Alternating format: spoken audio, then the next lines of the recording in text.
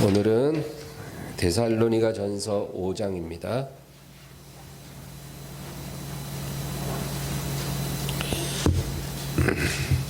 데살로니가 전서 5장 1절에서 14절 1절에서 14절까지 합독합니다.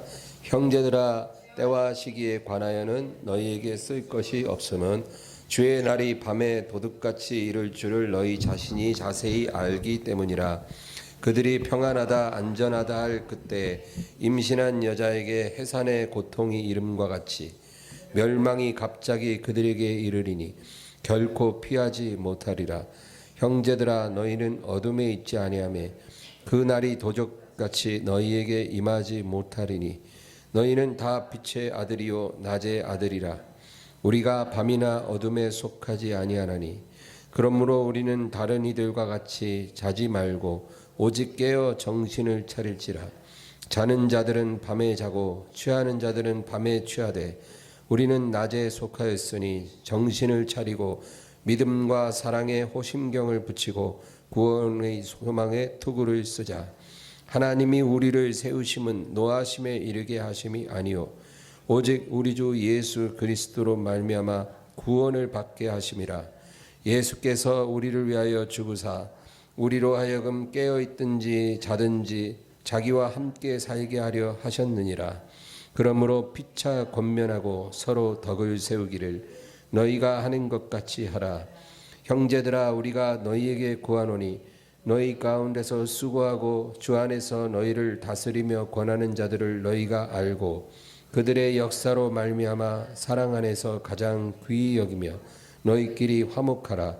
또 형제들아, 너희를 권면하노니 게으른 자들을 권계하며 마음이 약한 자들을 격려하고 힘이 없는 자들을 붙들어 주며 모든 사람에게 오래 참으라.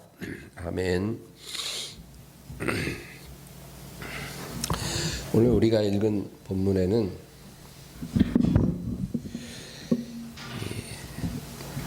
낮에 속한 자들과 밤에 속한 자들에 대해서 이야기를 합니다. 낮에 속한 사람이 있고 밤에 속한 사람이 있다는 거예요. 근데 이 낮과 밤은 어떤 시간적인 의미가 아니겠죠. 뭐 낮에 일하는 사람이 있고 밤에 일하는 사람이 있는데 그런 의미가 아니고 어떤 영적인 상태를 의미하는 거죠. 그래서 영적인 상태가 낮에 속한 사람이 있고 밤에 속한 사람이 있다. 그럼 낮에 속한 사람은 어떤 사람이냐? 예수님의 임재를 소유한 자들을 말합니다. 예수님의 임재. 예수님 우리가 본 적도 없고 들은 적도 없고 뭐 만져본 적 없잖아요.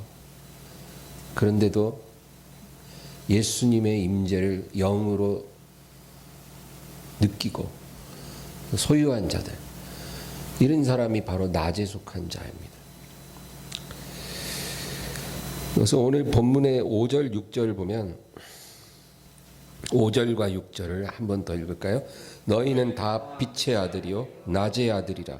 우리가 밤이나 어둠에 속하지 아니하나니 그러므로 우리는 다른 이들과 같이 자지 말고 오직 깨어 정신을 차릴지라. 낮에 속한 사람은요,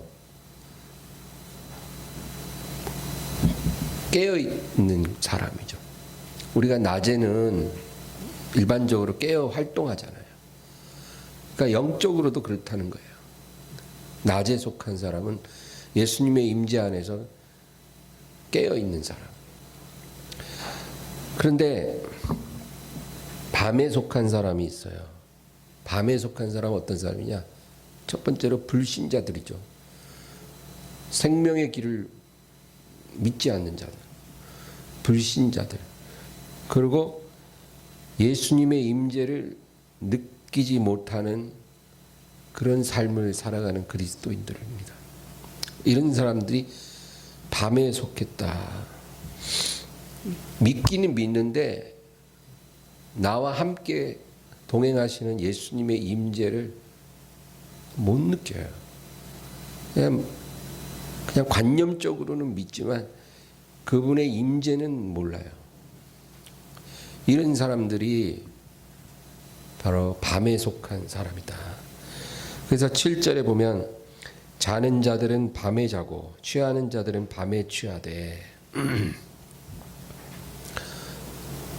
여러분, 자는 자들은 언제 잔다고요? 밤에 자고. 취하는 자들은 언제 취해요? 밤에 취해요. 그러니까 영적으로 밤에 속한 사람들은 영적으로 잠들어 있든지 아니면 세상에 완전히 취해 있든지 둘 중에 하나라는 거예요. 믿는데 영적으로 그냥 자요. 밤에 자는 것처럼. 그런 사람들이 너무 많아요, 여러분. 영적으로 잠들어 있는 사람들이 너무 많아요. 그냥 쿨쿨 자요. 주님이 나와 함께 하고 있다는 느낌을 전혀 못 느끼고 그냥 영적으로 잠들어 있어요. 그리고 또 완전히 세상에 취해 있어요. 그냥 열심히 막 돈 벌어 먹고 사는데 그냥 완전히 몰입해 갖고 눈코 뜰 수 없이 마음이 거기 다 가 있어요. 그냥 열심히 일해서 돈 벌어 먹고 살고 그리고 그냥 집에 오면 자고 일어나면 또 돈 벌어 먹고 살 생각만 하고 그냥 거기에 완전히 몰입돼 가지고 살아가는 사람들. 세상에 취한 거예요. 이 세상 삶에 취해 버렸어요. 그래서 예수님이 지금 어디 계신지 전혀 의식이 없어요.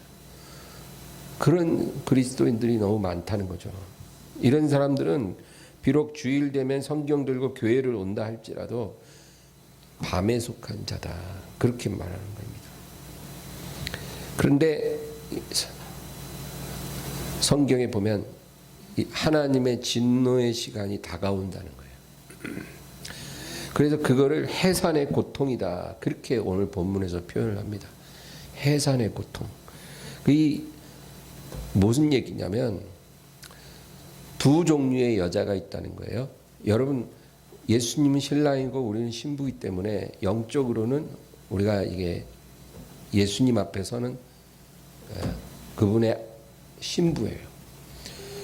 그래서 두 종류의 여자가 있는데 자기가 지금 아기를 임신했다는 것을 알고 있는 여자가 있고 자기가 지금 아기를 임신했다는 걸 모르고 있는 여자가 있다는 거예요. 이 두 종류의 여자가 있다는 거예요.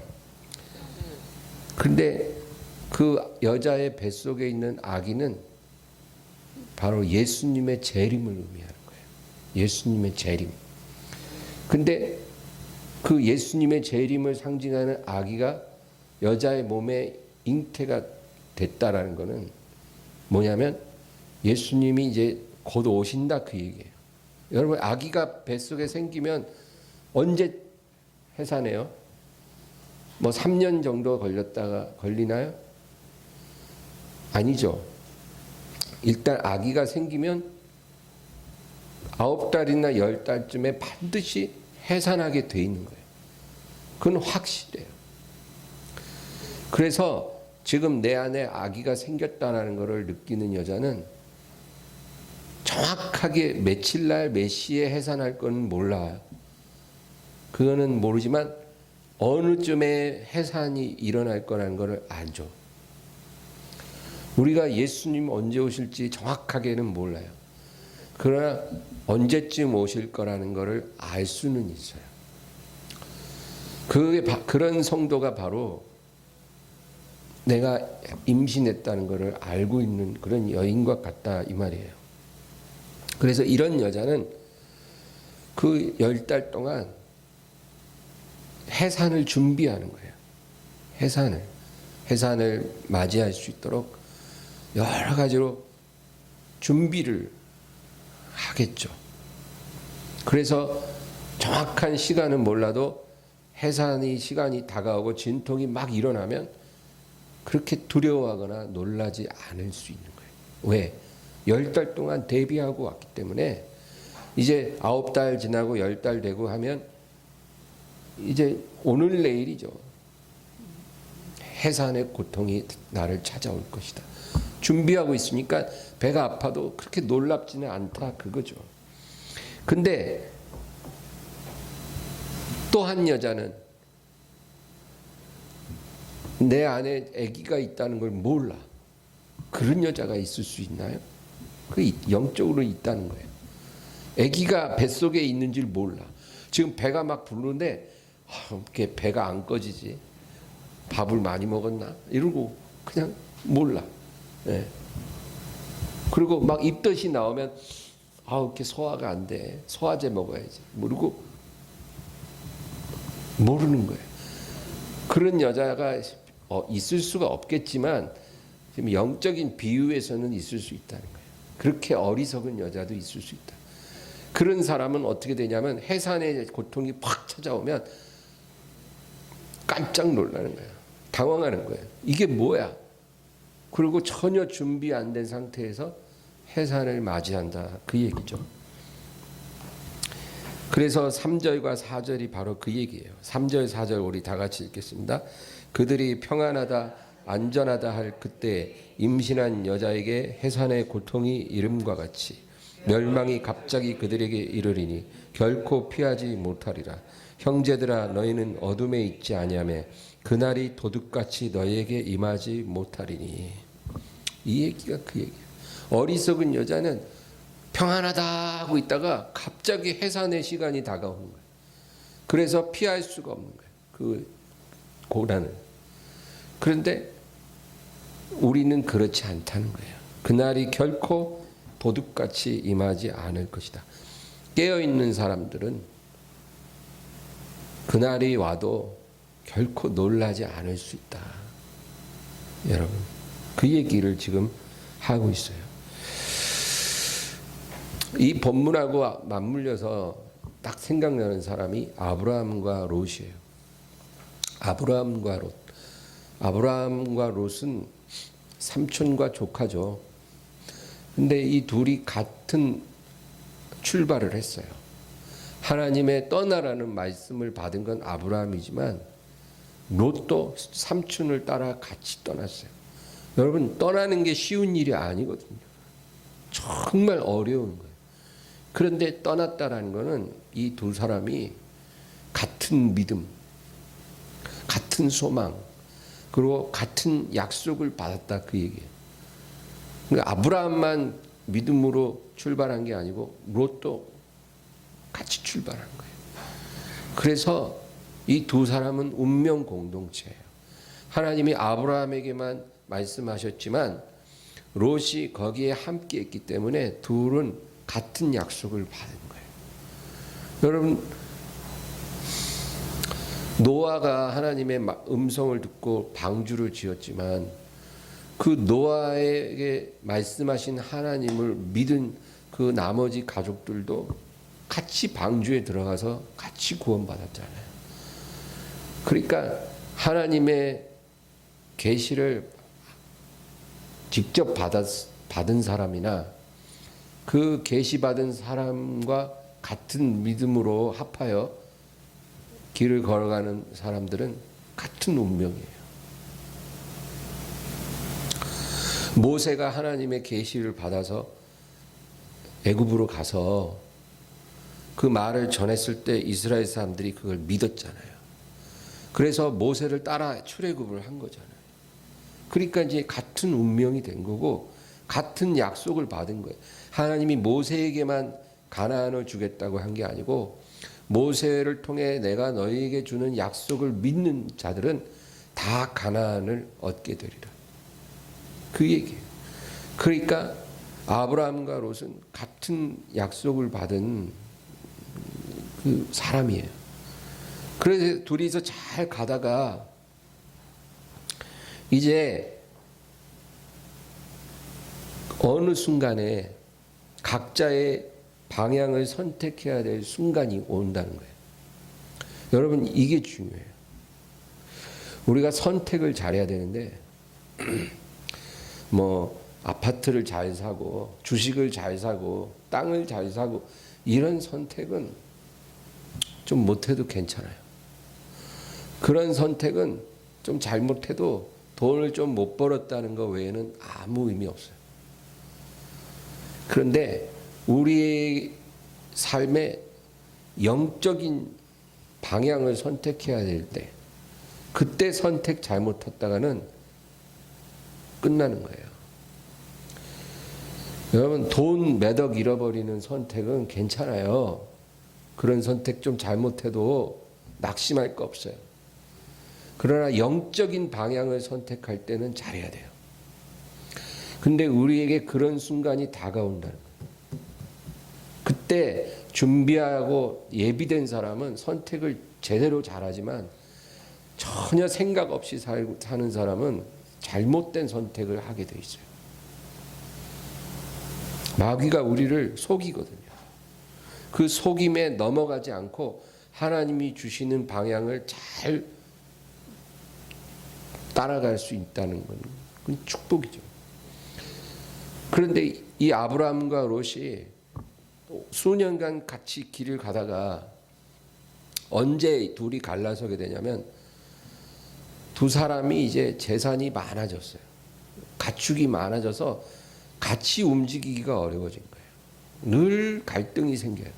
좁은 땅에 한정된 목초를 많은 가축이 뜯다 보니까 목자들끼리 다툼이 자꾸 생겨요. 한정된 물을 많은 가축이 먹으려니까 자꾸 갈등이 생겨요. 그래, 안 되겠다. 우리가 이렇게 다퉈서는 안 되겠다. 그래서 아브라함이 조카에게 말해요. 이제 우리가 따로따로 흩어져야 될 시간이 온 것 같다. 이제 네가 먼저 방향을 정해라. 네가 우하면 난 좌하고 네가 좌하면 난 우할 테니까 네가 먼저 정해라. 그렇게 말을 했을 때 이 롯이 제대로 된 사람이었으면 아니 삼촌 무슨 말씀이세요? 삼촌이 먼저 정하세요. 삼촌이 우하시면 제가 좌하고 삼촌이 좌하시면 제가 그냥 우할게요. 이렇게 했든지, 그렇죠? 아니면 아유 삼촌 우리 그러지 말고요. 어디나 가나 삼촌의 하나님 저의 하나님이시니까 저는 어느 방향이 좋은지 모르겠어요. 그러니까 우리 제비 뽑아서 제비 뽑은 대로 우리가 나아가시기로 합시다. 뭐 이랬다면은 굉장히 아름답게 둘 다 윈윈 했을 거예요. 그런데 성경을 보면 이 롯이 아브라함의 말을 딱 듣자마자 눈을 들어 소돔 땅을 바라보았다.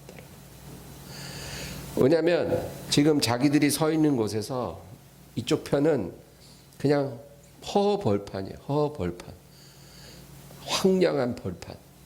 그리고 이쪽 땅은 비옥한 땅이에요. 그럼 여러분 비옥한 땅에는 사람들이 모여 살겠죠. 그렇죠? 비옥하니까. 목초도 풍성하고 물도 많고 비옥하니까 거기에는 도시가 있어요. 도시. 그 이름이 소돔이에요. 소돔. 소돔이라는 도시가 거기 있었어요. 거기에 사람들이 많이 모여 사는데 그 안에는 음악도 발달하고 여러 가지 문화가 발달했어요.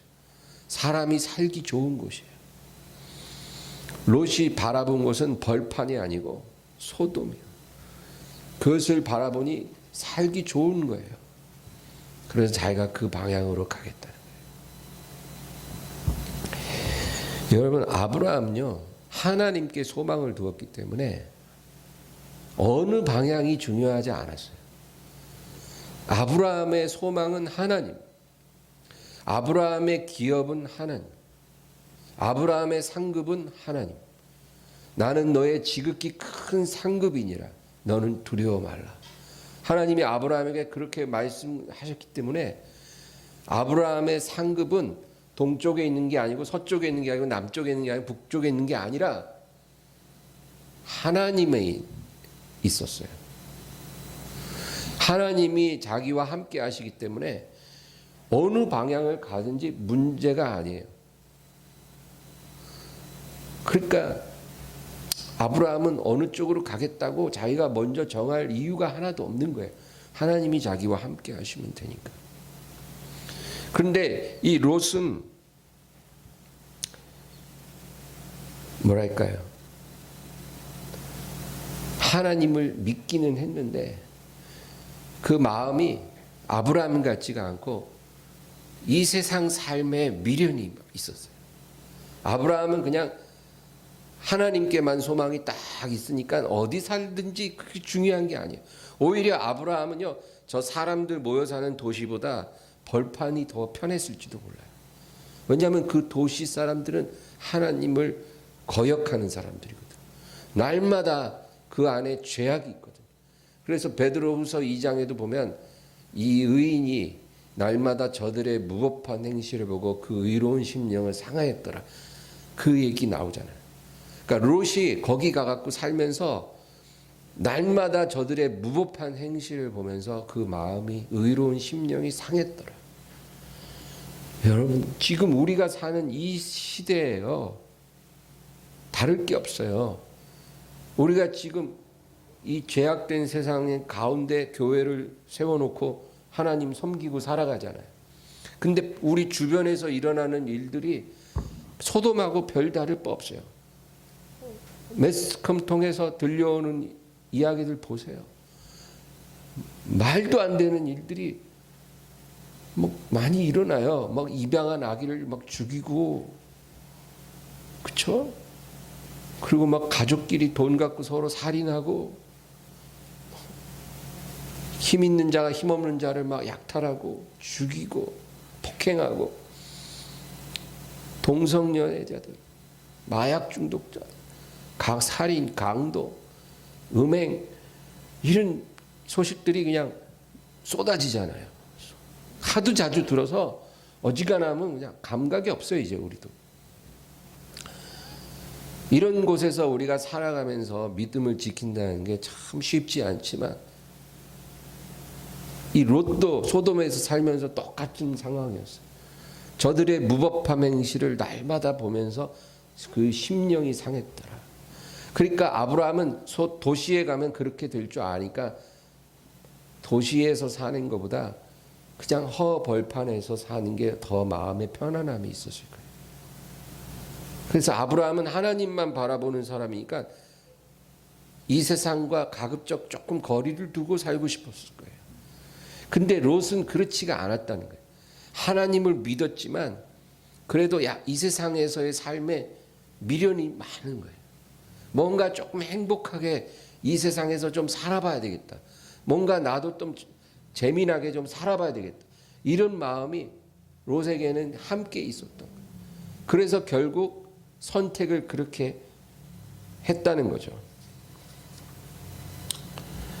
누가 거기로 가라고 강요한 것도 아니고 스스로 그 땅을 선택했다, 그 얘기입니다. 여러분, 우리가 어떤 선택을 하든지 그 선택의 열매가 시간이 흐르면 반드시 나타나요. 그래서 선택을 잘해야 돼요. 현재의 내 모습은 과거의 선택의 결과고, 미래의 나의 모습은 현재 내가 어떤 선택을 하느냐에 달려있는 거예요. 그 선택대로 우리가 삶을 살아가는 거예요. 그런데 이 아브라함과 롯을 딱 비교해 보면서 이 아브라함 같은 사람요, 그리스도인 100명 중에 1명 정도예요. 교회 다니는 크리스찬 100명 있으면 100명이 신앙생활하는 교회라고 쳐봐요. 한 교회에 100명의 성도가 있는데 아브라함 같은 성도는 딱 1명 정도 있어요. 정말 하나님께만 소망을 딱 두고 살아가는 사람. 그 100명의 하나예요. 그리고 100명의 99명은 다 롯 같아요, 사실은. 그러니까 누가 누구 뭐 비판할 게 없어요. 우리 다 롯이에요, 롯.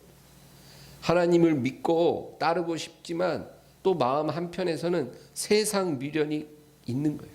세상에서 뭔가 누리고 싶고, 뭔가 남보다 더 많이 갖고 싶고, 그 마음이 있는 거예요. 그러다 보니까 아브라함의 선택을 하지 않고 롯의 선택을 하는 거예요. 롯이 소돔에 정착을 했는데 거기가 그렇게 괴로웠으면 거기서 그냥 다 정리하고 아브라함 사는 벌판으로 나왔으면 좋았을 텐데 결국 그러지는 않았잖아요. 그러니까 괴로우면서도 거기 남아 있어야 될 뭔가 이유가 있었던 거예요. 그게 뭔진 나도 모르겠어요. 부동산 가치가 좀만 더 거기 있으면 땅값 더 오른다고 생각을 한 건지, 아니면 자식 교육 때문에 그런 건지, 아니면 동호회 활동이 있어서 그걸 포기할 수가 없어서 그런 건지 모르겠지만, 근데 보세요. 얼마 후에 하나님이 이제 소돔을 심판하러 내려오셨어요. 근데 제일 먼저 어디를 갔어요? 아브라함에 있는 곳에 갔어요. 소돔을 심판하러 내려오셨는데 바로 가지 않고 아브라함이 있는 곳에 먼저 오셔서 앞으로 내가 소돔에 가서 어떤 일을 행할 것인지를 아브라함에게 알려주세요. 그러니까 아브라함은 소돔에 멸망이 임하기 전에 그 있을 일들을 이미 하나님으로부터 들었고, 그리고 아브라함은 어떤 손해도 입지 않았어요. 그 소돔이 심판받을 때 아브라함에겐 털끝만큼도 해가 없었어요. 그 평온함이 그대로 유지됐어요. 물론 자기 조카가 거기 살고 있으니까 걱정되고 안타까움은 있지만 아브라함의 그 기업은 털끝만큼도 해가 없었어요. 그리고 하나님이 이제 아브라함을 떠나서 소돔에 들어갔는데, 여러분 보세요. 롯이 거기서 살고 있는데 롯을 찾아가지 않았어요. 그곳에 살고 있는 롯을 찾아가지 않고 그냥 소돔을 방문한 거예요. 그런데 지나가는 두 천사를 롯이 보고 잡아서 자기 집에 모시고 대접을 한사코 했다, 그 얘기죠. 이게 바로 롯이 살 수 있었던 아주 절대적인 선택의 순간이었어요. 만약에 롯이 본체만체 했으면 그냥 망했을 거예요. 근데 붙들었어요. 여러분, 하나님이 나를 안 찾아오시면 붙들기라도 하세요. 네. 내가 아브라함 정도 되는 사람이 되면 하나님이 찾아오셔요. 최고죠. 근데 내가 아브라함 같은 사람이 아니라 그냥 평범한 롯 같은 스타일이면 하나님이 안 찾아오시더라도 내가 붙들기라도 해야 돼. 하나님 지나갈 때. 그 정도라도 있으면 살아요. 그것도 믿음이거든. 근데 그것도 없으면 안 되는 거죠. 그래서 결국 여러분 스토리 아시잖아요. 처참한 상황이 일어났어요. 롯은 자기 목숨 하나 겨우 건졌어요. 자기 아내도 잃었고 두 사위도 잃었고 그곳에 수십 년간 뿌리 내린 자기 모든 재산을 다 잃었어요. 집도 잃고 땅도 잃고 밭도 잃고 다 잃었어요. 자기 목숨 하나 건지고 두 딸 겨우 살렸어요. 다 잃었어요. 그렇지만 결국 구원은 받았어요. 하나도 건진 거 없이 영혼만 살렸다, 그 얘기예요. 그래서 이 아브라함의 길과 롯의 길을 성경은 대비해서 보여주는 거예요. 그 왜 보여주는지 아세요? 너희도 이 두 갈래에서 선택해야 될 것이다. 너의 운명도 아브라함의 운명이 되든 롯의 운명이 되든 한 가지로 선택을 하게 될 것이다. 100명의 하나는 아브라함의 길을 가고 99명은 롯의 길을 가는데, 여러분, 제가 오늘 이 말씀을 전하는 것이 여러분 보고 롯의 길을 가라고 전하는 게 아니라 아브라함의 길을 선택하라고 지금 이 말씀을 전하는 거예요. 롯의 길로 가지 말고 자기 영혼 겨우 살리는 구사일생의 그 운명으로 가지 말고 아브라함처럼 환난이 있기 전에 하나님 찾아오셔서 모든 것 다 알려주시고 털끝만큼도 해가 없이 하나님의 은혜와 보호하심 속에서 구원을 받는 그런 아브라함이 돼야지, 불 가운데서 자기 목숨 겨우 건지고 아내도 잃어버리고 사위들도 잃어버리고 재산 다 잃어버리고 모든 상급 다 잃어버리고 겨우 영혼만 건지는 그런 사람이 되어서는 안 된다.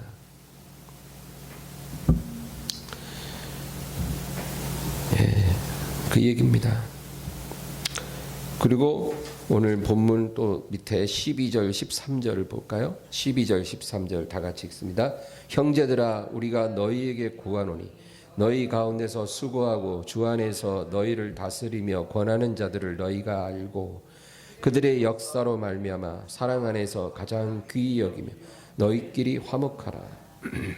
이게 무슨 말이냐면 너희를 인도하는 자들, 너희는 인도하는 자들을 귀하게 여기고 화목하라. 그러니까 꼭 이렇게 목회자가 아니라도 여러분을 위해서 기도하는 사람, 여러분을 위해서 영적으로 권면해 주는 사람들이 있을 거예요. 이런 인도자들을 가장 귀히 여기고 그와 화목하라.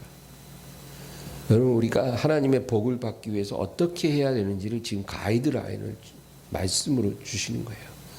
너희를 영적으로 인도하는 사람들을 귀히 여기고 그들과 화목해라.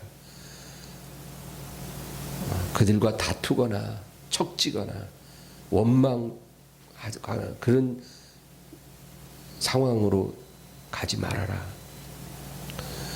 여러분 나에게 좋은 말 해주는 사람은 좋죠. 근데 여러분 나에게 좋은 말만 해주는 사람은 그렇게 좋은 사람 아니에요. 오히려 경계해야 돼요.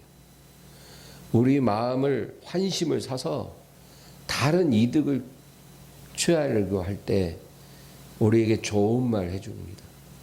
듣고 싶은 말, 듣기 좋은 말만 해줘요. 우리의 마음을 얻으려고. 그러나 여러분 듣기 싫은 말 자꾸 막 하고 그런 사람 뭐 생긴다고 그런 말을 자꾸 하겠어요. 좋은 말도 많은데. 근데 그런 사람이 더 좋은 사람이에요. 그러니까 여러분에게 자꾸 달콤한 말보다는 쓰디쓴 말, 뭔가 불편하게 하는 말을 자꾸 하는 그런 영적인 지도자를 귀히 여기고 그와 화목하라. 그를 미워하지 마라. 그거예요. 그리고 그 다음에 14절 말씀 다 같이 읽습니다. 또 형제들아 너희를 권면하노니 게으른 자들을 권계하며 마음이 약한 자들을 격려하고 힘이 없는 자들을 붙들어주며 모든 사람에게 오래 참으라. 아멘.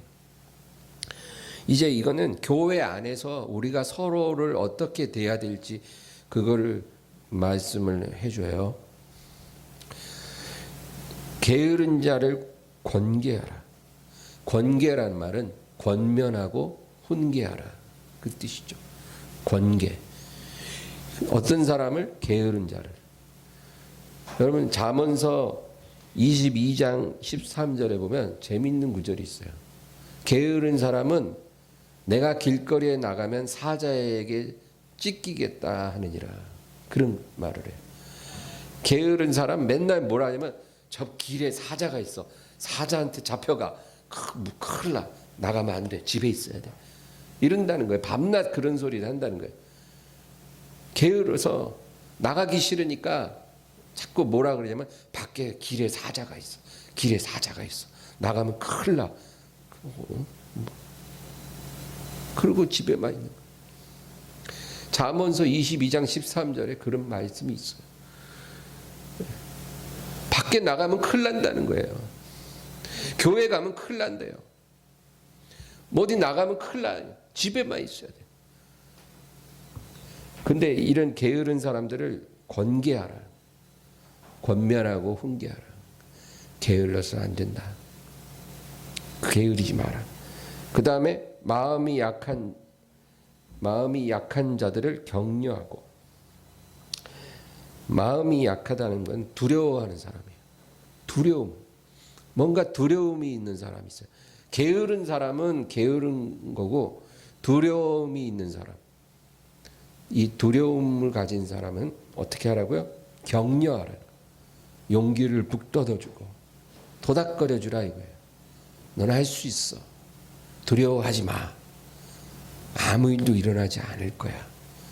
그렇게 격려해주고 그 다음에 힘없는 자들을 붙들어주라. 힘없는 자라는 건 뭐예요? 경제적으로 어려움을 당하고 경제적으로 지금 약해져 있는 사람. 이런 사람들을 어떻게 하라고요? 도와주라는 거예요. 도와주고 그리고 모든 사람에게 오래 참으라. 잘 참아야죠. 우리끼리 그런 마음으로 서로를 돌보라 그 얘기예요. 이게 교회에 대한 지침이에요. 주님이 오실 때 교회가 어떤 모습으로 주님을 맞이해야 되냐면 이런 모습으로 맞이하라 그 얘기예요 지금. 그러면 게으른 자를 권계하고 마음 약한 자를 격려하고 힘없는 자들을 붙들어주고 너희 오래 참고 또 서로 귀히 여기고 화목하라 이렇게 하나님 말씀했는데 그러면 교회가 때를 얻든지 못 얻든지 모이기에 힘쓰고 그날이 가까움을 볼수록 더욱 그리하라 하신 대로 그렇게 자꾸 모여서 서로를 권면해주고 붙들어주고 격려해주고 이러라는 거예요. 하나님이 예수님 오실 날이 가까울수록. 근데 마귀는 뭐라 그래요? 마귀는 전염병 도니까 집에만 있어. 나오지 마. 전염병 돌고 있으니까 길에도 나오지 마. 집에만 있어. 교회 절대 오면 안 돼. 교회 모이면 안 돼. 예배 드리면 안 돼. 마스크 써. 입 벌리지 마. 여러분 이게 다 세상에서 굉장히 합리적으로 그렇게 방역을 위해서 그렇게 하는 것 같아 보여도 우리가 그런 관점에서만 보면은 안 돼요. 영적인 관점에서 볼 줄도 알아야 돼요. 하나님 살아계시고 원수 마귀가 우는 사자처럼 두루 다닌다고 말씀했잖아요. 그러면 우리가 보는 세계보다 보이지 않는 세계가 더 강력하고 치열한데 우는 사자처럼 다니는 마귀가 영혼들을 쓰러뜨리기 위해서 어떻게 일을 할 것인가. 지금도 마귀는 자지도 않고 졸지도 않아요. 영혼을 집어삼킬 것만 궁리해요. 그 마귀가 어떤 일을 벌이고 있을까도 우리가 생각할 수 있어야 돼요. 지금 이렇게 굉장히 합리적으로 돌아가는 세계 같아도 뭐 방역으로 막 뭔가 사람들을 염려하고 걱정해 주는 것 같아도 사실 그 배후에는 교회를 무너뜨리고 성도들을 넘어뜨리기 위한 마귀의 깊은 술책이 있어요. 그래서 우리가 하나님 모르고 사는 사람들은 이런 말을 이해할 수 없겠지만 우리 같은 하나님의 자녀들은 영적인 분별력이 있어야 된다 그 말이에요. 성경을 보면 분명히 주님 가까우실수록 이렇게 하라고 우리에게 말씀하고 있다는 거죠. 그게 어떤 상황에 따라서 달리 해석하라는 말이 아니라 어떤 상황에서든지 이와 같이 하라 이 얘기거든요.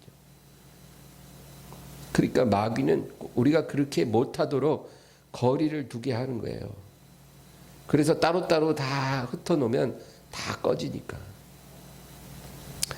그래서 방역을 철저히 하는 것은 물론 기본이지만 이런 차원에서 우리가 분별하고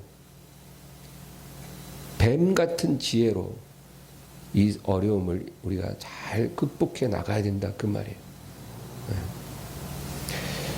그래서 오늘 이 말씀들 기억하면서 우리 기도하기를 원합니다. 정말 특별히 우리가 아브라함의 길을 선택할지 롯의 길을 선택할지 큰 차이예요. 정말 하나님이 기뻐하는 그런 길로 우리가 걸어가서 온전한 승리를 이루게 되기를 주의 이름으로 축원합니다. 우리 말씀을 생각하면서 주여 한번 크게 부르고 간절히 기도합니다. 주여 감사합니다.